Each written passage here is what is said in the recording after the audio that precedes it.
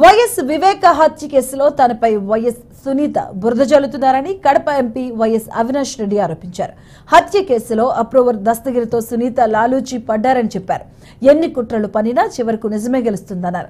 తనపై చేసిన ఎంపీ అవినాష్ రెడ్డి చేసిన వ్యాఖ్యలకు సునీతారెడ్డి కౌంటర్ ఇచ్చారు. దస్తగిరి అప్రూవర్ అయినంత మాత్రాన శిక్ష పడకుండా ఉండదని గుర్తు చేశారు. హత్య చేయించారు కాబట్టే అవినాష్ రెడ్డి సాకులను వెతుక్కుంటున్నాడంటూ ఆరోపించారు. ఆమె జూలై 25లో రంగన్న స్టేట్మెంట్ ఇస్తే నెల రోజుల పాటు ఏ ఒక్కరిని అరెస్ట్ చేయరు. ఆగస్టు 25వ తారీఖున అంటే నెల రోజుల తర్వాత దస్తగిరి దగ్గర పోలీసులు సిబిఐ వాళ్ళు స్టేట్మెంట్ తీసుకుంటారు. స్టేట్మెంట్ తీసుకున్నప్పుడు తాను స్పష్టంగా చెప్తాడు, తానే ఈ హత్య చేశానని, తానే నరికానని స్పష్టంగా సిబిఐ ముందు వాంగ్మూలం ఇస్తాడు. అయినా సిబిఐ అరెస్ట్ చేయదు. ఇంటికి పో బాబు అని ఇంటికి పంపిస్తుంది. అక్టోబర్లో అతను కోర్టులో యాంటిసిపేటరీ బెయిల్కి వేస్తాడు. కడప కోర్టులో యాంటిసిపేటరీ బెయిల్కు సిబిఐ నో అబ్జెక్షన్ ఇచ్చేస్తుంది. మరోపక్క అందరి బెయిల్లో అడ్డుకునే మా సునీతక్క అతని బెయిల్ను ఏమాత్రం అడ్డుకోదు. సజ్జల రామకృష్ణారెడ్డి గారు ఈ రకంగా చెప్పమంటే నేను చెప్పినా అని చెప్తారు. ఇప్పుడు 4 ఏళ్ల తర్వాత. This is my question to CBI, question to సునీతక్క, question to Shivaprakash Reddy also.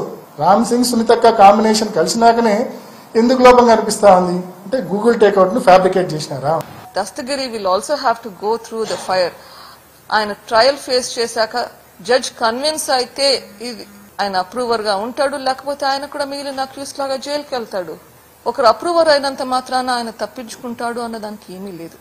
Ranganna statement తర్వాత డిలే అయ్యింది, దస్తగిరి స్టేట్మెంట్ తర్వాత డిలే అయింది. నేను కూడా అడుగుతున్నాను, ఎందుకమ్మా ఇంత డిలే చేస్తున్నారు? సజ్జల రామకృష్ణారెడ్డి మాట విని నేను అప్పుడు మాట్లాడాను. ఇప్పుడు రాధాకృష్ణ అండ్ చంద్రబాబు నాయుడు వీళ్ళిద్దరి మాట విని నేను మాట్లాడుతున్నానంట. అప్పుడు ప్రెస్ మీట్ లో పెట్టమని చెప్పింది సజ్జల రామకృష్ణారెడ్డి. అప్పటి కమ్యూనికేషన్స్ గురించి నేను ఆల్రెడీ సిబిఐకి షేర్ కూడా చేశాను, ఎవిడెన్స్ కూడా షేర్ చేశాను. నా ప్రెస్ మీట్ లో కాన్వర్జేషన్స్ జరిగినాయి అన్నది ప్రూవ్ చేశాను. ఆ ప్రెస్ మీట్ లో వాట్సాప్ ఎక్స్చేంజెస్ కూడా చూపించాను. రాధాకృష్ణస్ వైఫ్ వాస్ మై పేషెంట్, బాగా చూసుకున్నాము, వెళ్ళాను. కరెక్ట్. అదే నెలలోనో అంతకు ముందుగానో సజ్జల రామకృష్ణారెడ్డి వాళ్ళ అన్న కూడా చనిపోయాడు, వాళ్ళ ఇంటికి కూడా వెళ్ళాను. అది మాత్రం ఆయనకు గుర్తు రాలేదా?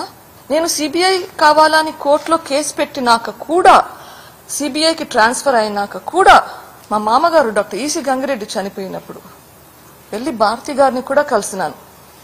మీకు అది గుర్తు రాలేదా?